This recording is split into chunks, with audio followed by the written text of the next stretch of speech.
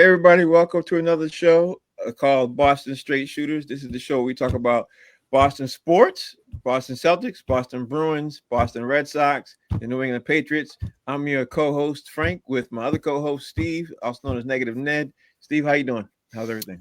Good, Frank. How you doing?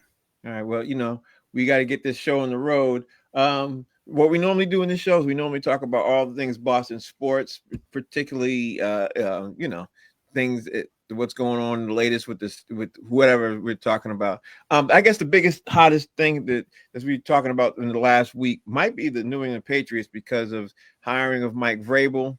I don't remember if last week when you were on the air, it was Mike Vrabel was hired yet. Do you remember, Steve? Was Vrabel hired yet? No, he Okay. was good. His interview was scheduled for the next day after we were on Thursday. Yeah, His yeah, and in-person interview. yeah. So now he's gotten hired. If you're a fan of the New England Patriots, he's gotten hired. He's now starting to make some moves and everything like that. So I guess the first thing we want to jump in and talk about is a discussion about what our thoughts are on Mike Vrabel, whether we're happy or not about Mike Vrabel being hired, and what we see moving on possibly with the direction of the New England Patriots. And for this particular thing, I guess since I'm talking about it while you're looking away, I'll start first and say um, I'm not upset about the Mike Vrabel hire. I don't know about you. I'm not upset about it. He wasn't my number one choice.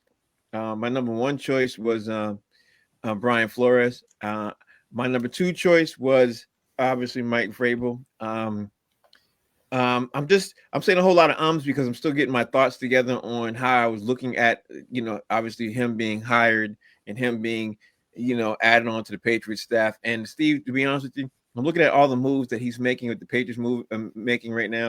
The first thing that's coming to my mind is, why did they do this last year? He was available last year. He was sitting around unemployed last year, before he got signed on as a consultant for the Cleveland Browns. And I I don't know, Steve. You tell me your thoughts, and I guess I'll circle back because I for the last 4 or 5 days since this has happened, I've been still trying to gather my thoughts about it. And but what I do know, what I do like so far is the way he's handling the media. Like he has direct points. He's coming across directly. He gets his points across. He's not double talking. He's not doing all the stuff that Gerard Mayo was doing. And ultimately, I think I don't want to say a Bill Belichick clone, but he's definitely, you could tell he's definitely from that tree from the way he's making answers. But he's being more responsive to the answers, but he's still not giving you much. Versus Gerard Mayo is giving you too much. You know what I mean? It makes sense. Yep, absolutely. So what are your thoughts? So I had a thought in my head there at the end of what you were saying there. So listen, I think that part of the reason Mayo was hired is because Kraft promised him the job, Right. and we don't know what was in his contract when he promised him 2 years ago that he was going to take over for Bill Belichick. So there could have been a legal aspect there, or he didn't want to pay whatever the salary was just to pay a guy to sit at home. My thought is most likely it was just, Mayo pulled on his heartstrings and he's like, okay, I'm going to hire this guy. That's why he didn't pull the trigger on Vrabel last year. Mm-hmm. The other thing, too, is we talked about, and we're going to talk about this more coming up, is the Rooney Rule. They Mm-hmm. were able to just bypass that by hiring Gerard Mayo. Mm-hmm. As far as hiring Mike Vrabel, remember probably about 3 weeks ago, up before the San Diego game, I think it was, I said, I don't want any more expatriates. I don't want Josh McDaniels. I don't want Mike Vrabel. I want Ben Johnson. I want the new guy. I want fresh blood, blah, blah. Then I heard you and others saying, hey, look, we're talking about Mike Vrabel's established. If you hire another guy on his rookie deal and he turns out to be Gerard Mayo and they win 3 games again, they're going to be firing another coach a second year in a row. We don't want that. And so after they lost that game and I found out they were in on Vrabel, I'm like, okay, he's been to an AFC championship game. He went there with Ryan Tannehill of all guys. I mean, he's like the Trent Dilfer of this era, so to Mm-hmm. speak. So he went there with a quarterback that's not like one of the top quarterbacks in the league. And so I'm like, okay, we have a quarterback now, and he's going to right the ship, so to speak, based on your comments Mm-hmm. about how he's handling the media. And he's a no nonsense kind of guy, and I think that they need to get back to that. I think what happened is because things were so strict with Bill, everybody kind of like took a sigh, breath of fresh air. We bring in Mayo. The guys can be themselves to an extent, but he got walked on. It's the old saying, give the guys an inch and they'll take a yard or a foot. And they did. And so all the stuff, I just want to point out the three things that I loved at the press conference that Vrabel said. We're going to remove entitlement from our football team. Mm-hmm. And the guys that come to mind there are Jelani Tavai, Javon Baker, and KJ Osborne. There's Mm-hmm. just a couple names. We want to be good enough to take advantage of bad football. That's where we start. All those winnable games we talked about this year that they should have won, that factors in right there. And there are some things that maybe didn't allow Elliott Wolf to completely invest in personnel. Now that tells me that maybe the Calvin Ridley deal, maybe Elliott Wolf wanted to go a little higher, and Kraft said, no, this is it. This is your max. And so we didn't get the guys that we really wanted. But it sounds like, he's gonna make sure we get good players in here, talented players, and the best guys are going to be here now, not these Ocean State job lot guys like Vidarian Lowe and Caden Wallace and these bums that just didn't pan out. And so I've come around on the hire. There's a lot of speculation about who the offensive and defensive coordinators are going to be. I will say this, and again, I know we're going to touch on it, so I do want to say that it's a shame that they didn't even think about bringing Brian Flores in here, because I agree with you. I think he would have done a good job if given the opportunity. Aaron Glenn would have been a good choice, but he turned them down because he knew the interview process was a sham. So let me stop here. And then, again, I want to circle back on the Rooney Rule part because I have some thoughts on it.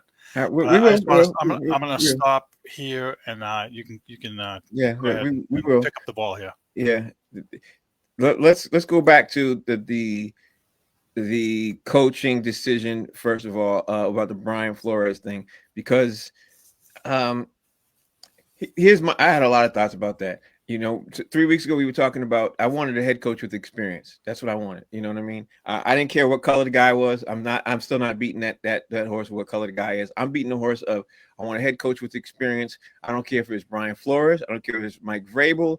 I don't care if it was Jim Harbaugh. You know what I mean? And honestly, my number one choice literally this time last year was Jim Harbaugh. But I remember that. Yep. The guys decided, the ownership decided they didn't want to pay that much. And Jim Harbaugh took a team that was not much better than our team, and he got them to the first round of the playoffs. Believe me, they got stomped, but he got the most out of them. Now, Mike Vrabel said those points, and what comes to mind is he noticed the first thing we all talk about immediately was the discipline of the team. That's during the game. You know what I mean? And that's, if you remember 2-3 weeks ago, people were saying it on my Facebook page and everything else, like, Frank, why are you so hard on he needed more time. He did need more time if he was getting the team to go in the right direction with discipline. He was not. You know what I mean? I think the guys were taking clear advantage of him. I don't think the guys even listened to him. I don't even think he got a chance, which means to me, which circles back to me wanting the Patriots to get a head coach with experience. Like, you can't be their friends and go up and then talk to them and try to be their head coach. And I think one of the things I read during the week, I don't know if you read this either, but was after, I forgot what loss it was. He goes in the back and he's playing cards with the rest of the players. I saw that on the airplane. Yeah, you can't. I think it was after the not the San Diego, the Arizona loss. Yeah, it was after the Arizona game, after their bye week when they lost. Yeah, he's in the back playing cards instead of watching film. That's bad. And all of the reporters are noticing it. He does it on the plane because he was trying to be their friend. He's trying to walk that fine line of, I want to be the head coach, but I'm going to be able to relate to the guys. I'm going to be their friends. But if you're the defensive coordinator or you're the offensive coordinator, maybe, even though I don't think that none of them in the NFL would do that, you set a standard when you do certain things like that. So to me, they tuned him out, and you need somebody who's going to crack the whip, so to speak, and be able to get these guys online. And Vrabel's that guy. Brian Flores is that guy too. But I wanted to do that. But let's circle back to this Rooney Rule thing. The Patriots, you and I both know this. They knew they were going to hire Mike Vrabel the minute they lost that game, because 90 minutes. It came out 90 minutes after that the final game when they lost. They knew they were going to do that. They checked off the boxes for that so they wouldn't get sued. They wouldn't get things down from the NFL. And honestly, it was no big deal to me. I didn't care about that. There are a lot of, I'm going to say, there are a lot of African-American people, Black people in this country right now who are hell even in the New England area are saying they're upset because he didn't get the all that to me right now. I understand the point. I understand about the Rooney Rule. I understand why he should get the fair shake and everything else. But if all those people who are black would take a chance in new football and they were going to sit down and look at why Gerard Mayer got fired, then I don't think they'd be too upset if they understand football and the why he got fired. You know what I mean? Don't look at the instances. Okay, he only got a shot for a year and he's out of here. I don't look at it like that. I told you this 5 weeks ago. I said 7 weeks ago. Gerard Mayer's not a great head coach. I've said it several times. He's not a great head coach. I don't like the way he's coaching, and I don't like the trend that the team is going in. And as the team was going from week to week to week, they were trending in the wrong direction. Scheme wise, they were getting worse. Discipline wise, these guys are having too many penalties on the team. Now, again, I said if they were still 4-13 and they didn't have so many bad penalties and the scheme was still good, I think he would still have his job. You know what I mean? So I just think he was that's set my up to take on that. fail. He was set up to fail, Frank. It wasn't his fault. He was. So He was. I was fine with them hiring him and giving him 3 years if, it looked like it did the first couple weeks. As the season wore on, it was obvious that he lost control of the team, and he was, the results were getting worse, not better. And let me say this. I understand why the Rooney Rule is in place. I get it. What I don't like is the sham part of it. And so I want to see the rules changed for hiring the coaches. I think that they should make it just like free agency for the players. There's a certain period. I think it's March 1st before you can sign guys. Okay, so there's a window between the end of the season and March 1st where, there's a tampering period. You can't talk to the players, blah, blah. I think that they should do the same thing with the Rooney Rule with the coaches and wait until after the Super Bowl. No one's allowed to talk to anybody. And then you have to bring in legitimate guys. These two guys they brought in, Leftwich and Hamilton, who weren't even in football. To me, that diminishes the rule, and I don't like it because. And listen, I'm with you. The skin color isn't the issue. It doesn't matter if they're brown, black, blue, purple, green, red. I don't care. We want the best people. But I think that in order to give these guys a real fair chance, you could have had Aaron Glenn and Brian Flores in here after the Super Bowl for legitimate discussions and legitimate shot at the head coaching job before hiring Mike Vrabel, John Gruden, Jim Harbaugh, anybody. That's the issue that I have with the rule. Everybody's not on the same footing. So the teams that get knocked off early, like the Patriots and the Bears and those teams, they get to rush the process, so to speak. And the spirit of the rule is tainted, in my opinion. Right? So that's the part that's frustrating to me, is that, the guys are not really given a legit fair. I mean, Aaron Glenn knew that, what's the point of me interviewing with those guys? They brought these other two guys in for the sham thing. They really want Vrabel. But what if they had a chance to interview him or Flores, and maybe something flipped and they were like, oh, geez, maybe we should hire this guy instead of Vrabel. Well, I'm just saying the opportunity to interview those guys was not given. It's been proven that the Crafts, when they have their mind circled on somebody, they go after who they want. That's a proven fact.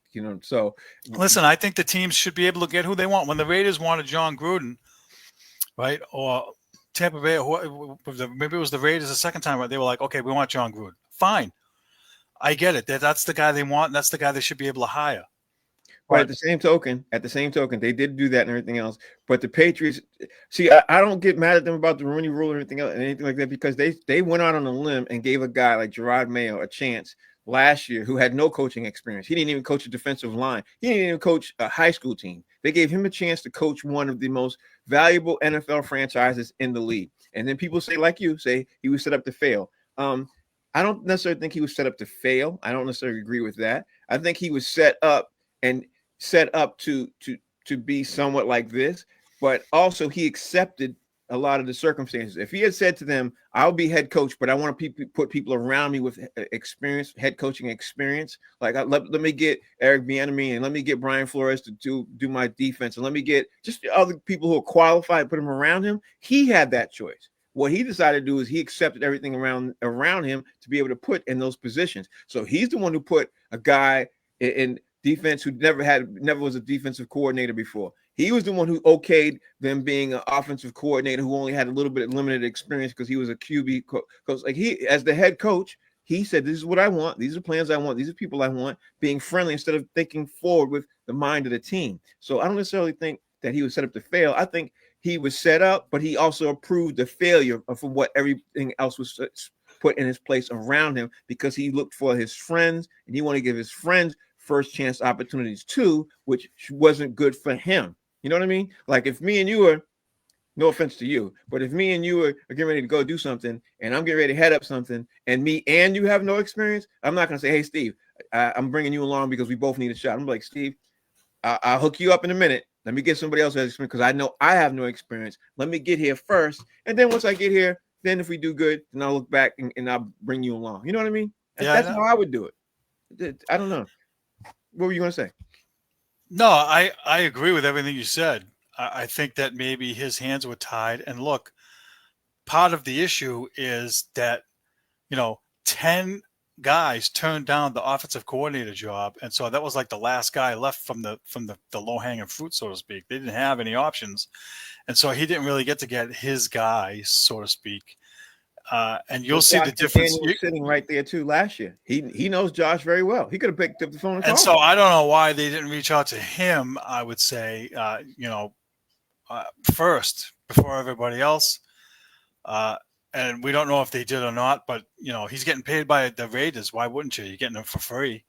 And you're getting a guy that's experienced. So here's the thing, Steve. So Josh McDaniels was out there this time last year. He's out there this time this year. So why is all of a sudden now he's one of the most coveted offensive coordinators now because Mike Vrabel's hired? Why now? Why not last year? You know what I mean? Like I agree with you. Look, we talked about it last year when Mac Jones, the job that he did with Mac Jones, and we got Drake May coming in. What kind of job could he do? Yeah, we agree with that. Look, we talked about having Eric Bieniemy come in here after he got let go by Washington. Yeah, they didn't take an opportunity to bring him in, so something tells me that he's blackballed in the NFL for him to take another job in college. Something's going on there, which is unfortunate. But look, I don't know what the reasoning is why they didn't want to bring McDaniels back last year. But now he's one of the coveted coordinators for this year. So I know. Let's move on. Yep. I want to say this before we get out of the Patriots conversation.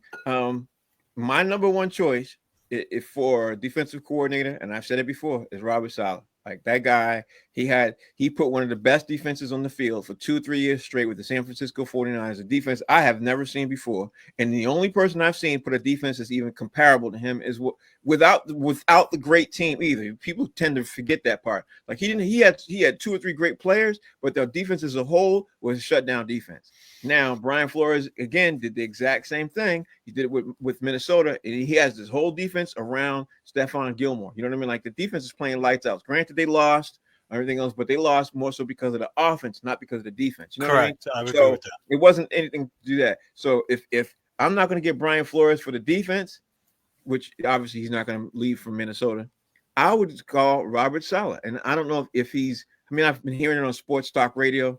We don't know from the things we've seen if that's what's being talked about. These are just names that the guys on the radio are talking about. But that's my number one guy for defense. And Eric Bieniemy is my guy for offense. Who's your offense and defensive coordinator choices? Look, I would like to see Eric Bieniemy come in and get a real interview. Listen, what part of the thing I was going to say about the Rooney Rule is that rule still applies for the coordinator jobs too. Right. You have to interview 2 candidates for those positions. You can't just call up Josh McDaniels and be like, okay, I'm hiring you. So I don't see why they wouldn't bring a guy like him in here, given what he did with Sam Howell that one year in Washington a couple of years ago. He's a guy I would be in favor of bringing in here. Obviously, Josh McDaniels, that's a no-brainer.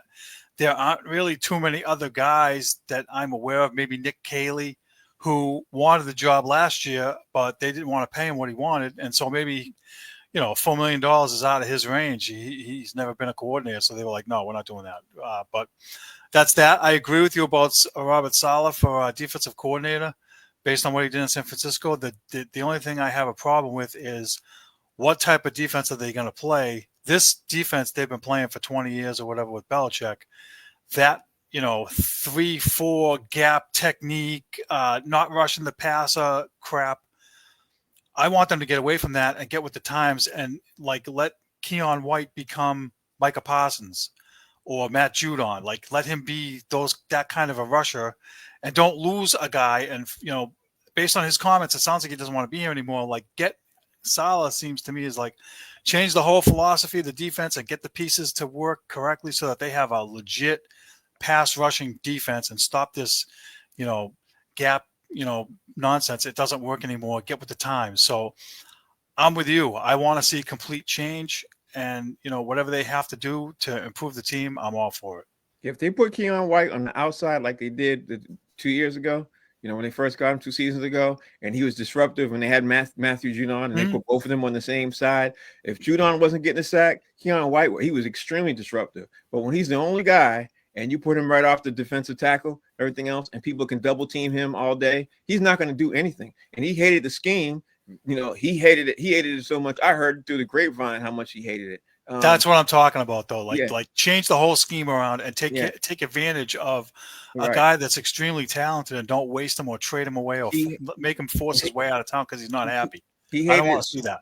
He hated it so much that he told everybody in the locker room, and just he was grumbling and everything else. I don't know if he's necessarily was trying to get traded, but what he is trying to say, everything else is, and I think he said it, if you can read between the lines, is we need a new defensive coordinator. And I think obviously he got his wish. And I think, and I'm saying it now, today's date and everything else, we are going to see a whole new defensive coordinator scheme, and this kid's going to be one of the stars, because you know what they're going to do. They're going to draft another defensive end, and they're going to put a new scheme. And when they do that, we're going to be like, wow, we had Keon White the whole time. Where did he come from? Like, how's he doing? Because the scheme changed. And the average. I'm getting ahead of myself. Let me ask you a question. I'm sorry to cut you off. Let me ask you a question. How would you feel if the Patriots, with their first 2 picks, took offensive linemen and defensive linemen? I wouldn't feel like one of those pass rushing defensive linemen. Everybody wants them to take another wide receiver, but they have wide receivers, and they're going to sign a top guy like T. Higgins or somebody. They have to. So I'm working under the assumption that they're going to sign somebody like T. Higgins, right? And they're going to utilize the guys they have: Pop Douglas, Butte, Polk, whatever. And then in the draft, you can get your tackle and defensive line pass rusher in the first 2 picks. That's you're saying everything I said after 3 weeks after in the season. If you remember, I said the Patriots are one number one wide receiver away, because you push everybody else down obviously you push them all down. Now Kendrick Bourne becomes the guy who's going to be able to catch everything, because he gets double teamed sometimes. You know what I mean? And if you take a little heat off of him, or Pop Douglas, you take a little heat off of those guys, you know what I mean? They can become stars, but you need a number one guy. And I said this, after game 3, you get a T. Higgins, he changes the entire offense. Just they're one player away, one wide receiver away. So I don't think they're going to draft. I think they're going to sign a free agent for that. But they definitely need somebody from the offensive line, defensive line to draft, because then it changes what they can do. But I think because Mike Vrabel, what he did, I don't know if you remember this, but when Mike Vrabel literally had Dion Lewis,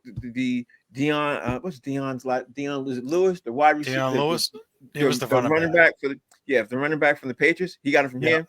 He got him, and then he got Derrick Henry. I don't know why I can't remember the names. Then he got but he literally had Dion first, right? And he thought Dion was better. But the first thing he did when he got to Tennessee, people are not talking about this, is he changed the offensive line, and he made all those dudes solid. Like, he was like, we're going to run the ball. We're going to be very physical. We're going to run the ball. And I want the biggest guys who can block. That was his number one focus. His number 2 focus was to get running backs. So and right now, he's looking at the line and the running backs that we have right now. We have 2 good running backs. You know what I mean? They're not the greatest. I agree. But they're good. They're good. Listen, Stevenson, when he doesn't fumble, he's the leading guy for runs after contact. Right. So he's basically Derrick Henry, and I'm not comparing, because Henry's a Hall of Famer. Right. But that style of running, he's not an east-west runner. He's a north-south runner. He's a north plow ahead, take the contact. He's a big bruising kind of guy. He's just like that. So I agree with you. I think he'll get more out of Stevenson. I really do, with a better offensive line and better blocking. And I think that Gibson could be the Dion Lewis for now. And you have 2 guys. I like Gibson. I think he's fine. I think he is too, and I think we're going to keep him. And I think once the new coach literally focuses on fixing the line, and that's because that's what he's going to do. He's going to focus. The first thing he's going to do, focus on fixing the line. He might have a Dante Scarnecchia disciple there to help him fix the line and help him do whatever he can do. I'm sure he's going to dive into that, fix the line, everything else. This Patriots team is going to the playoffs next year, whether you believe it or not. Try to figure it out. They're going to be a first round. They're going to be in the wild card in that next year because the fixes he can change. He has the budget to do it, and he has the draft to do it, and he can do it, and he can coach. So that's what I expect. Anything else short of that is now you didn't accomplish what the goals you were set to do. You know what I mean? Well, all right, I'll say it now since we're I think 7 or 8 wins is a reasonable expectation given what they have to fix, what they need, and how many games they actually can win on their schedule. And there's going to be a lot of winnable games just like this year. So I would say reasonable expectations, 7 to 8 wins minimum. None of this more 4, 6, whatever. They have to at least be within that range and be on the cusp of making the playoffs. I agree with you. So I'm going 10. I'm going 10. I look. That expectation should be 10, 12 Super Bowl. I mean, the bar should be up here now. It shouldn't be, all right, well, we had 4, now we're going to get 6, then we're going to get 8, then we're going to get 11. No. It's 7 or 8 worst case, and then 10, 11 next year, and we're going forward. So I agree with you. The schedule got easier. That's number one. Yeah. Since the schedule got easier, we're getting ready to change up personnel and do what we have to do. So combination of schedule getting easier, changing up personnel, and knowing that with Josh McDaniel and Bill Belichick, we got 10 wins his rookie season. I think 10 is the floor to me. I think 10 is the floor. Anything else more than that, I'll be like, okay, well, now we're doing something. You know what I mean? So, right. Yeah, I agree with you. All right, so let's move on.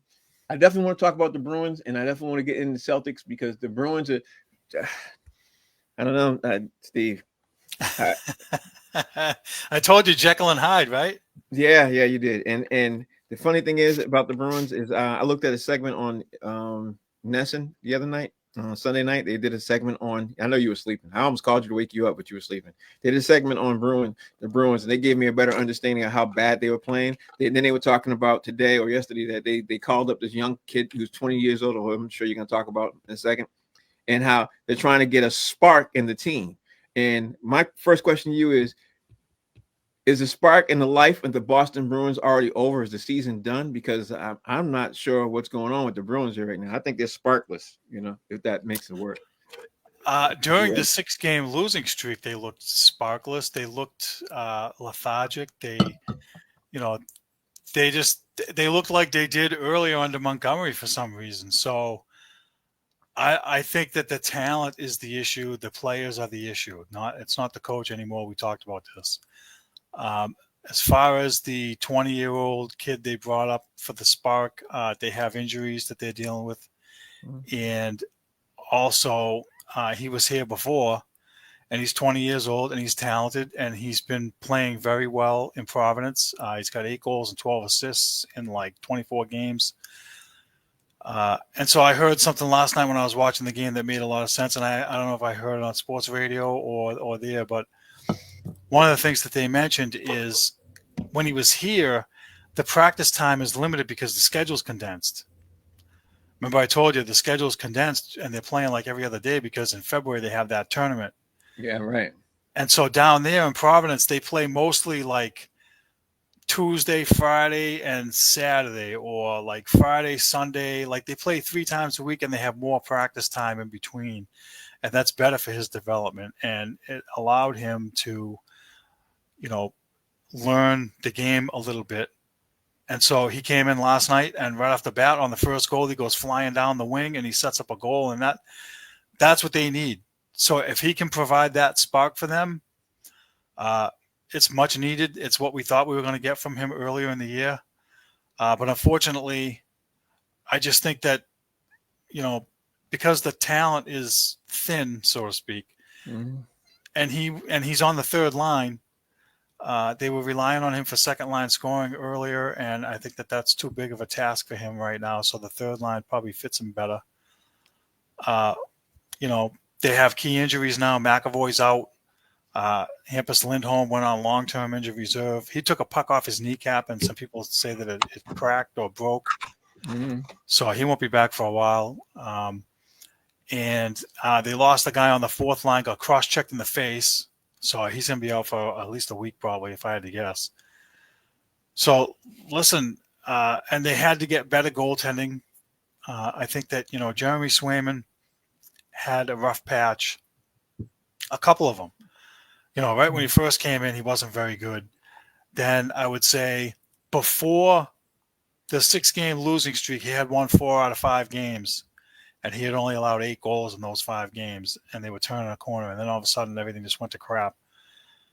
And so those 2 wins that they got against Florida and Tampa Bay, and last night, gritty, there was fights. There was, the guys were standing up for each other.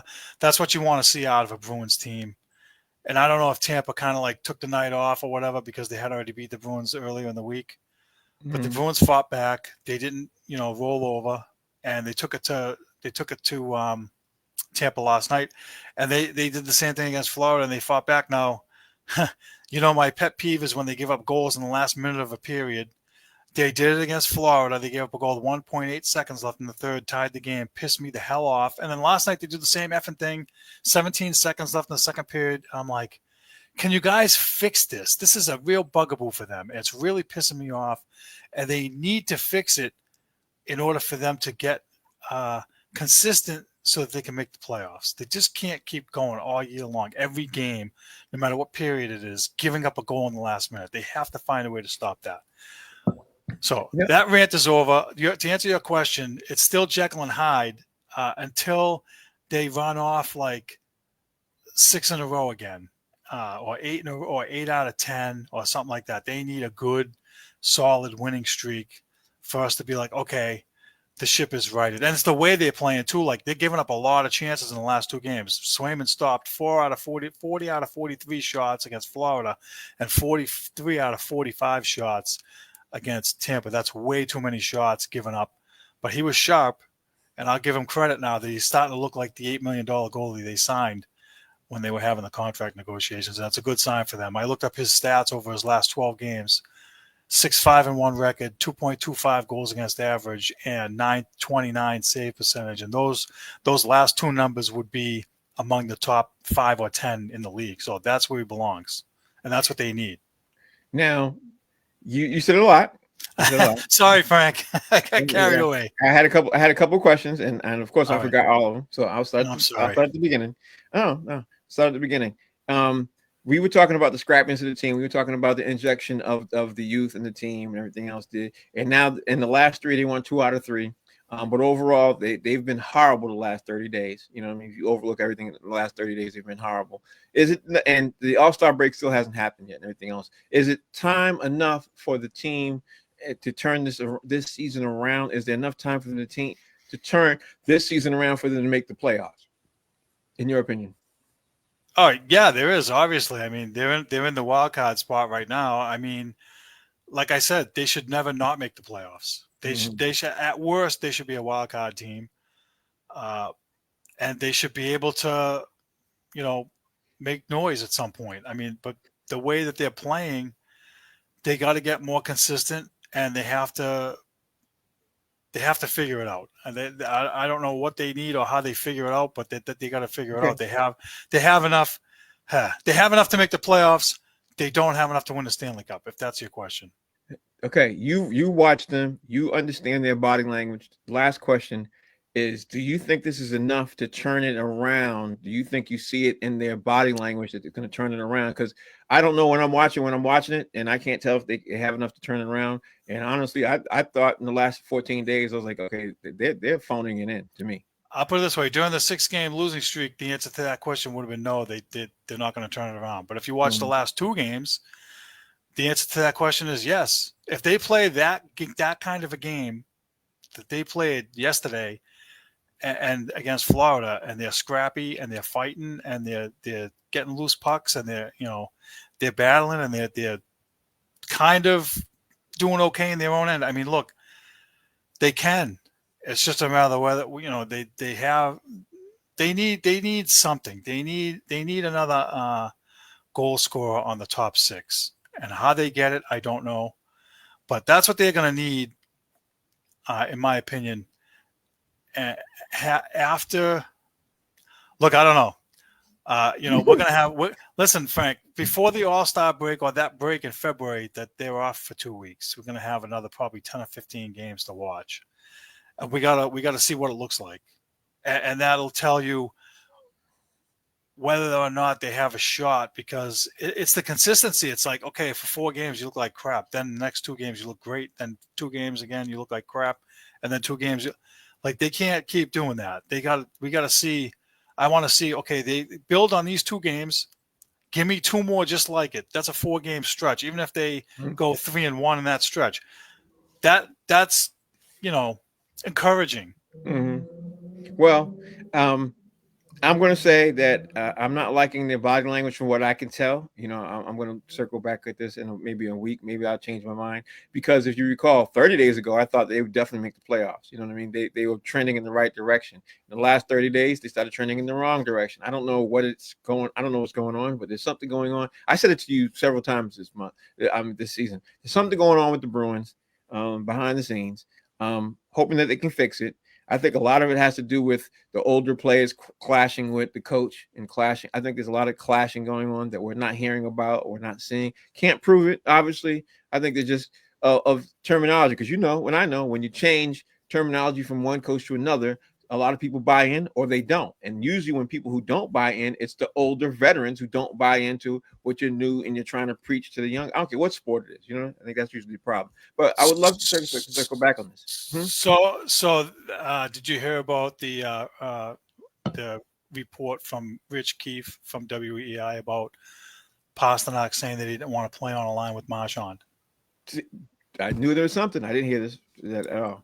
You didn't hear it, but that was the talk the last few days, is that he came on sports radio on WEI and came out and said that there's a rift there and that Pasternak didn't want to play with him. Marchand said, absolutely false, not true. This guy shouldn't have a job. He should go back and crawl back out from the rock he came from. And then Pasternak, they interviewed him and he kind of laughed it off and said, both of them basically said, hey, look, we're best friends. We've been teammates for 10 years. There's no truth to this nonsense. But sometimes, Frank, and you probably know this way better than I do, there's something in the middle there that says otherwise, right? We're not privy to it. We're not going to find out, but there's an ounce there of something. Well, you could be friends. You could be friends with somebody, and that person could get on your last nerve, and you could still be affected by your play. You know what I mean? Like, you could be best buds, and if me and you are best buds, doesn't mean we're going to get along every day, because maybe you get on my damn nerves. It could be that kind of thing, and maybe it's affecting in our job performance. It doesn't mean that they don't love each other. Doesn't mean it, but it could be. This could be where we're at. Looking at the time, I want to move on, but I think Steve, I will put Swami back in my name, because I told you it was something going on. All right, let's cover the Celtics real fast, and then if time permits, talk about the Red Sox for a hot sec, and then I want to get to these poll questions and the surprise of the week and the upcoming games, everything else. So the Celtics lost to Sacramento, and I do want to point out that their new coach Doug Christie played those, like, his boys is playing. They're playing good basketball. They're playing phenomenal basketball right now, and they're going to make a run to the playoffs if he sticks. They squeaked by New Orleans because the Celtics again were hitting some shots early. They started missing a lot, and then they hit some late, and they stayed in the game, so that they ended up coming back with that. And then ultimately, the Celtics team is still struggling. There's some issues with the Celtics, shooting too many threes, as we've been saying for 2 years, shooting too many threes, not getting in the rhythm, and playing 100% board basketball. I watched that game the other night, and the way they're moving, the way they need to be motivated. You know what I mean? Like, last year, they were completely motivated because they're trying to win the championship. This year, I'm thinking that they're like, listen, let's just get to the All-Star break. Once we get to the All-Star break, we're going to take out that 5-day All-Star break thing off. We're going to relax. Then we're going to get, some kind of new life. And then we're going to storm to the playoffs, because they know, you got, after the All-Star break is when everything counts. From the All-Star break all the way into the first round, if you're doing what you're doing, it carries momentum. I keep seeing them playing board basketball, not making that one extra pass they should when they shoot. And then, let's shoot it. Just try again. I have a good analogy for you. Good analogy for you. Back in the 80s, when the Islanders won 4 Stanley Cups in a row, they didn't finish first every year and mop the floor with everybody. They finished in third, and people wrote them off. Edmonton did the same thing with Gretzky. They didn't finish in first place every year either. They finished in third place sometimes, and then they would turn it on. So I think maybe the Celtics are, like you said, maybe they're not as much bored, but they're pacing themselves, saying, "Hey, look, we don't have to kill ourselves now in December and January and November or whatever, and we're gonna flip the switch and turn it on when it really counts." And so they realize that it's a marathon, not a sprint, because playing into June is a long season. The Olympics afterwards for Jason Tatum, even though he didn't play, all of that. I agree with you. I think that, you look at, they rested Porzingis here and there. They rested Drew Holiday here and there. They gave Horford some time off. They gave every guy's had a day or two off for a nagging shoulder, back, elbow, whatever, because they realized, like, look, okay, yeah, Philly's 15-25 or whatever. We don't really have to kill ourselves against them now because we may not even see them in the playoffs, and it doesn't matter right now. And I say this about, you've heard me say this about hockey in December. Nobody wins a Stanley Cup in December, right? It's the same thing in the NBA, right? The good teams know they're good, and in a case like the Celtics, their roster is so superior to everybody's that I think that they can turn it on when they have to, I guess is what I'm saying. They know that they don't. Yeah, go ahead. No, I'm sorry. But the only concern about doing this continuously is it brings back memories of the last season that Kyrie Irving was here with the Celtics. And if you recall, I don't know if you remember, if you were following him at the time, but he kept saying, don't worry, we're going to turn it on when we have to turn it on. We're pacing ourselves through the season. I heard that, We're just waiting to get to the playoffs. As soon as we get to the playoffs, we're going to turn it on. We're going to turn it on. And they ran into Milwaukee. Yeah, don't worry. Milwaukee's not going to beat us 4 out of 7 because we're pacing ourselves. They paced themselves right home, if you remember. They paced themselves home. And then Kyrie got upset, and, the rest is history. There's one difference, though. The difference is the Celtics have been to the finals 2 years in a row. And they lost one of them, and they won the last one. So, listen, they've had 2 long seasons back-to-back. This is the same thing that happened with the Tampa Bay Lightning in the NHL. They had 3 or 4 runs where they were in the finals or near the finals for 4 years in a row, and that wears on you after a while. And that's why they're not doing as good now. But that's another – you've seen it in the NBA too. The teams that have these long runs, the Warriors, I'll use them, right? How many championships did they win? 3 out of 5 or something, right? San Antonio Spurs, they had a long run with Popovich, with Duncan and all them. So look, at some point it wears you down, and you learn how to pace yourself and learn what games are important, what games aren't, when guys need rest, when they need a blow.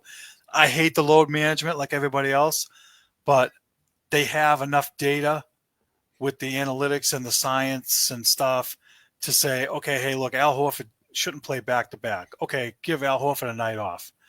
Maybe that's part of it. I agree with you. Sometimes it looks like they're bored. They look out of sync. Their spacing doesn't look right. The guys try to Bobby Orr by everybody and take it to the hole themselves, or they just jack up threes.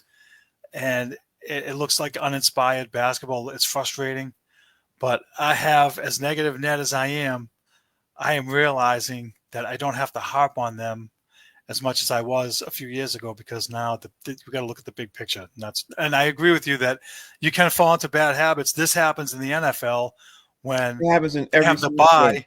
It happens in every sport. The team, Colts gave the guys all the bye week when they were 14-2, and it cost them in the next round because they were too rested and out of sync. Blah blah. So I get it. I don't want. I guess I am agreeing with you. I don't want bad habits to fall on the Celtics now because they're trying to kind of cruise a little bit. Yeah, that's what I would be worried about if I was Joe Mazzulla. Bad habits. And if you guys remember, you sit at home, you remember the team, like the Golden State Warriors, won 72 games that season and didn't win the NBA championship. You know what I mean? Because they were killing themselves to try to break the record. Yep. And it didn't end up working out. It didn't work out for them. Then the Patriots had that when they had the undefeated season. They killed themselves in that Giants game in the last week, and they shouldn't.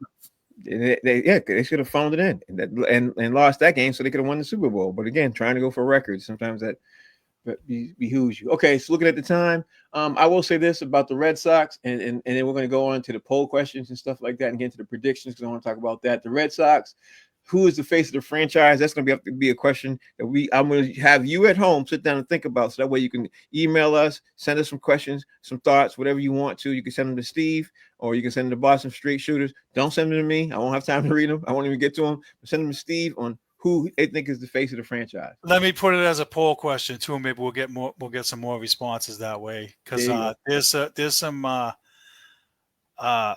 If you don't want me to answer it now, I won't. No. I'll put it as a poll question. You can give them three options. And then next week we'll get 3 options. I'll get together with you and we'll pick the 3 options, and then we'll put it as a question, and then we'll talk about it next week. All right, so that's definitely a concern for them. I do want to say one thing real quick.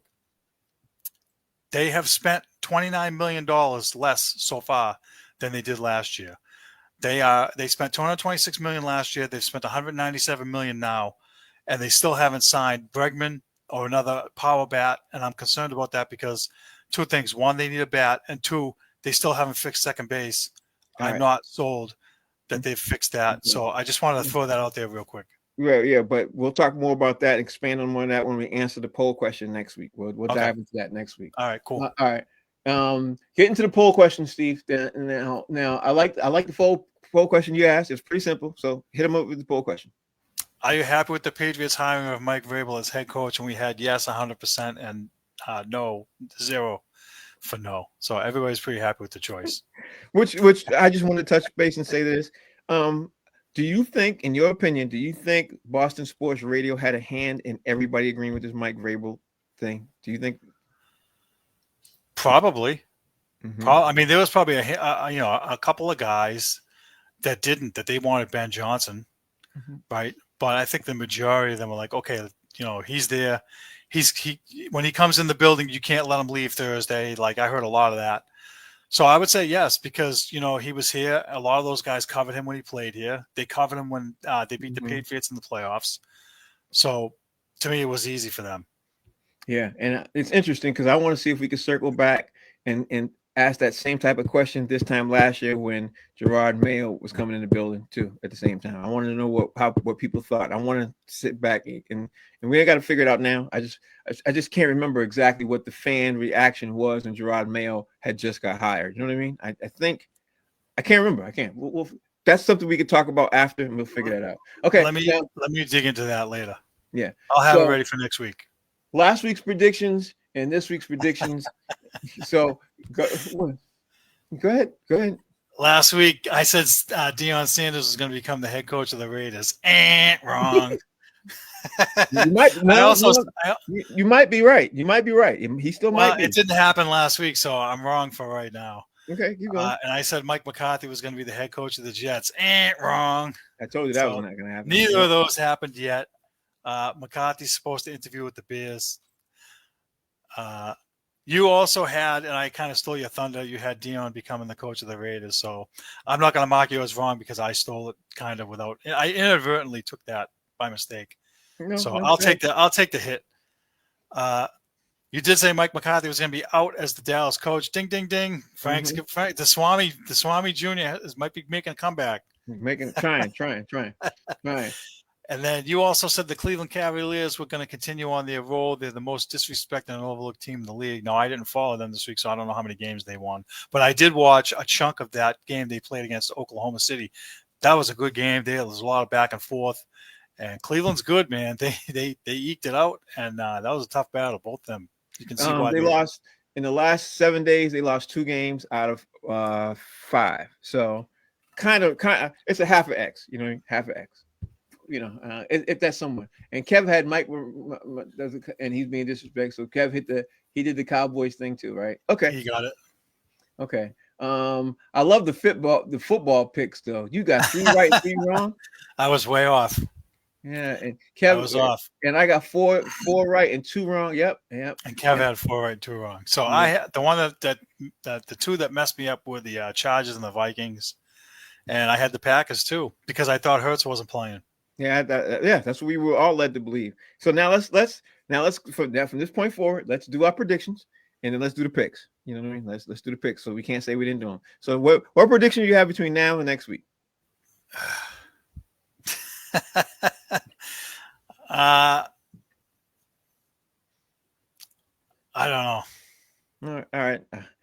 I'll You know give what? you. I'll go out on a limb. I'll say the Bruins will win whatever games they have next week. They'll win like 3 out of 4. Okay, and I'm gonna flip that. I don't think the Maroons. I think they're gonna start getting. I think they're gonna start showing themselves who they really are. I think, Again. yeah, So the I last think, time you were right, they lost 5 in a row. So yeah, yeah, because I think it comes in and they're showing them to me. They're showing us who they really are. We might get a spark or two. You know what I mean? It's, oh, okay, but then they go back to who they really are as a team. So I'm concerned with that with them. I think the Red Sox are going to do something big in the news because I've been reading a lot about the Red Sox. I've been writing about them, talking to some Asian pitcher. I don't know who the guy is. I haven't I dived forget in. his name, Roki something or other, Yeah, I Sasaki think. or whatever. Yeah, I know who you're talking about. I think they're gonna do something with that.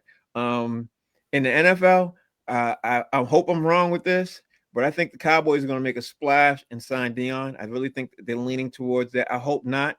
Um, but the money makes sense for them. I think they want to do it for a splat. If Dion agrees, you know what I mean. I think they want doing it to put butts in the seats, to sell tickets, to sell sponsorship dollars, to be more on prime time. No pun intended. To be more on prime time scheduling. Because if Dion, you know this. If Dion agrees to coach, the Cowboys, now they're gonna, instead of on a 1 o'clock game, now they move to 8 o'clock. Now they're going to be the game of the week because now it's Dion And I versus. hate that, Frank, because that's the wrong reason to hire him. I mean, I get it. It's all business and advertising and this and that, but that's the wrong reason to hire him. The reason you're hiring him is because the team hasn't won a playoff game in I don't know how long, and he's got to be the right guy to But lead them there. That's what you need. right, but Dion could get them to the playoffs and win one game. He could get them there with the team if they make some mixing and matching. He could do that, but get them to win the Super Bowl, that's not going to happen. I'm worried that the players won't listen to him because they're making millions of dollars. Like the kids in college, he's going to get their attention because he'll connect with them. He'll connect because these players coming out of the NFL, coming out of I college, hope the age range is still slim enough that he'll get them. I hope he does. No, I hope he can. He definitely will. Now let's talk about the games this weekend. Who you got? Who go on the record? Obviously the Bills are playing the Ravens. Who? Because this is the game. I have no idea who's going to win because the Bills got Amari Cooper. They've got some players coming back. Josh Allen's playing out of his mind. But then you flip the script and Buffalo is playing out of their mind. That's probably the only game Baltimore. I can't wait to see. That game is going to be It's madness. That game, and I heard this on box seats with you guys earlier. Mm-hmm. That this game is like the Super Bowl. To me, it is. Right? Yeah, I think it is. Yeah. Right. So, look, I want Buffalo to win. Mm-hmm. Again, I had them that I wanted them to win, but I picked Baltimore because I don't know how you can stop Lamar Jackson. And look, as good as Josh Allen is, Lamar Jackson's he's unreal, and I don't know how you're going to stop him. And Baltimore's defense is playing better, and so Buffalo. Listen, it's going to be a battle. It's going to be a bloodbath. It's going to be a tight game. It's going to be one of those games where whoever has the ball last is probably going to win. But I will be the dummy and stick with Baltimore because I picked them to go all the way. And there's reasons why I did that. I mean, John Harbaugh is a good coach. He has won a Super Bowl, and that's hard to ignore. Yeah, I'm going with Baltimore. But if I had to guess, it'd be by a slim margin. I don't think they're going to kill him like they did last time. I think it's going to be with 7 or less. I mean, it's going to be 4 honestly, points. I think it might be 3. I literally think it might be a 3. I think they might win by a field goal or maybe a touchdown or whatever. But I think we're going to be watching that game all the way down to the last minute. It's not going to be nothing like a blowout like it was last time. That's what I think. I don't know what the spread is, but I mean, if either one of them teams is favored by more than 1, then that's a disservice to the other team. They shouldn't be more than that. My upset. I got 2 upsets this weekend. I got 2. Go ahead. I heard one of them. Yeah, and I'm flipping the script on the other one. I'm flipping the script. All right. So you want me to pick? All right. So Houston and Kansas City. Listen, I like Stroud. I like what they did this weekend against the Chargers. They really defensively they took it to him. They gave him nothing. And I like them, and I would love for them to knock off Kansas City, but you can't. This is the same argument when Brady and the Patriots were. You can't Peyton Manning. You can't go against Mahomes. You just can't. And until you do, I have the wrestling reference from Ric Flair. To be the man, you got to beat the man. And so Mahomes is the man right now, and Kansas City has. And listen, their defense is good. Steve Spagnuolo, this is probably their best defense in the whole run that they've had. Probably. Their offense isn't lighting it up. It didn't light it up this year, but with defense, they played very well. And that's why I told you defense wins championships. I mean, but you can't overlook Houston's defense. Also, Houston is listen. I have a feeling that it's going to be a low scoring 19-17 kind of game, and both guys are going to have opportunities to win. Mm-hmm. And I would love for Houston to knock them off. I really would, but I don't see it because, I told you before, Taylor can't go home sad. If Houston can get past their front line, their defensive front line, and utilize their wide receivers, Houston can upset them. And I think they can do that because I think this could be just me, and I've seen it happen a lot of times in the NFL. Sometimes you overlook the team that's in front of you because you listen to the hype, and you think you walk in there thinking, I'm the man, and I'm going to beat these guys because they're not the man. Houston's being overlooked. Houston's not given a chance. No one's even talking about them. And I'm sure if I'm in Houston's locker room, I'm saying they're not even talking about us. Nobody's even giving us a chance. Everybody's already assuming that the Chiefs are going to play the winner of the Ravens and the Bills. Like, they're not even giving us a chance. That would be motivation enough. And those boys, I saw that game. I didn't miss it down. And I was blown away at how good those boys was playing ball. So that's one of my upset picks for the week. Let me expound one thing real quick. Because take them out. I have to be the Hembo, whatever that guy's called.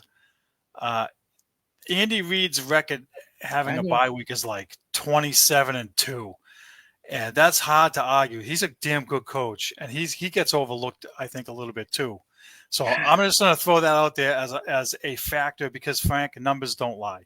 No, numbers don't lie. But I'm not arguing that Houston doesn't have a chance. So your point is that they could upset them. Yeah, exactly. You know what happens is that one turns into two, and then that two can turn into three because it can happen. No one is invincible, and even though you're going into the stadium, no one's invincible. But I'm looking at the time. Let me move on.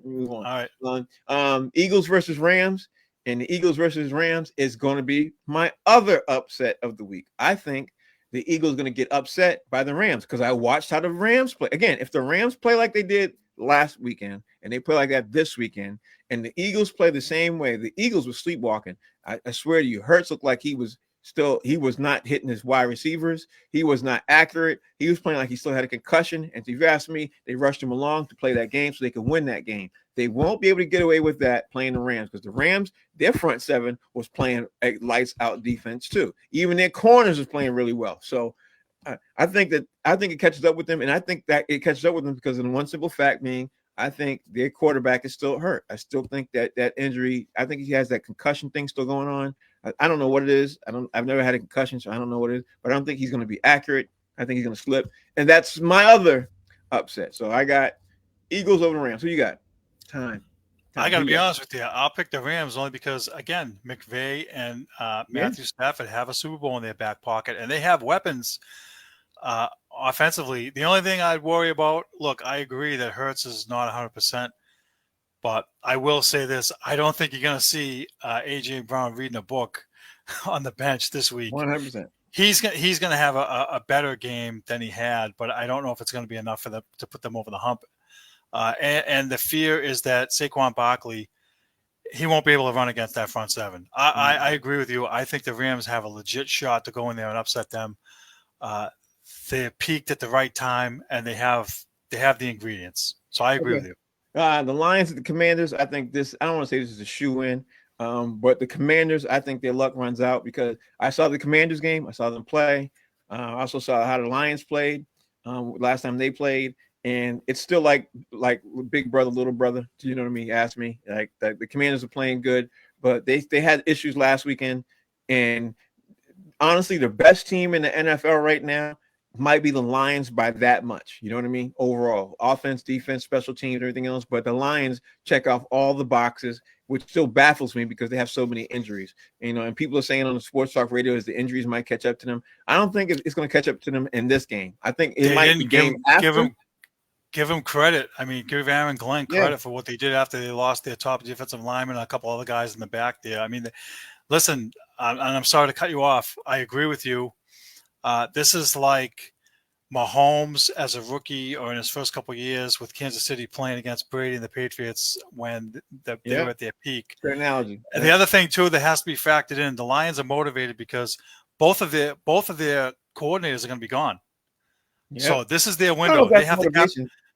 Well, it's a factor. I mean, these guys all realize, like, look, our time is now, and we may not get another chance after this. Both these guys are gone.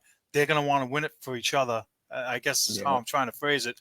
So I agree with you. I don't know if they're going to blow them out. I think it might be an entertaining, 7 to 10 point win. But I think Detroit's definitely going to get it. The funny thing is, Mike Cataldo, let's see, KC, Bills, Eagles, and Lions. All right, shout out to you, Mike. Thanks. Let me throw this out there and say, of all the teams this weekend, the biggest shock would be if the Lions lost. That would be the biggest shock. Oh, absolutely. And like I told you earlier when we were talking, I'm afraid that Campbell's going to go for it on one of those stupid 4th downs and screw it all up. Yeah, I worry about that. I think so too. Anyway, that's about our time. I want to make sure you guys tune in next week. Boston Straight Shooters. We can't wait to get on next week so we can see who was right and who was wrong, and whether I was Swami or I wasn't. And I'm tired of being wrong. I am too, but we'll figure it out. I mean, right now I'm more right than I am wrong, so that's a good thing. But we'll see what happens. I'm going to rectify that. I'm going to rectify that though, because I'm going to tally all the picks from the regular season. That's what I was about to say. I'm going to rectify that because I need to get in the W column here. Yeah, and we'll figure this out. And especially after this weekend, we want to tally all these things up and see where we are. And see if we break 500. That's all we need to see. Anyway, guys, thank you guys for watching. Steve, bring us home. Thank you, everybody, again for the support. Thanks for watching. Thanks for voting in the polls. Thanks for tuning in. Don't forget to check us out on YouTube. Big things coming this year.